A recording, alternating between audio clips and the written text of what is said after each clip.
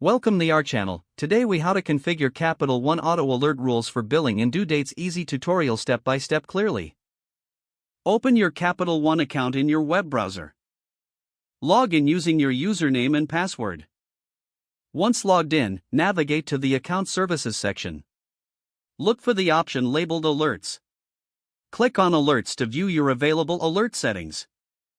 Select Manage Alerts to proceed. You will see a list of available alert types. Choose Billing Alerts to configure notifications for billing. Look for the Add Billing Alert button and click it. Select your preferred options for the billing alerts. You can choose to be notified for upcoming due dates or when payment is processed. Customize the frequency and method of notifications. You may select to receive alerts via email, text message, or both. Review your selections carefully to ensure they meet your needs.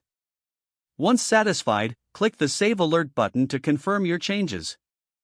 Now, navigate back to the main alerts page. Repeat the process to set up any additional alerts as needed. Take a moment to review all your configured alerts. Ensure that the settings reflect your preferences for billing and due dates. Your Capital One auto alert rules are now configured.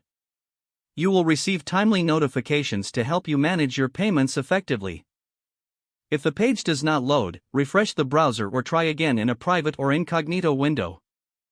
Make sure you are using the correct email address, then retype it carefully to avoid small typos.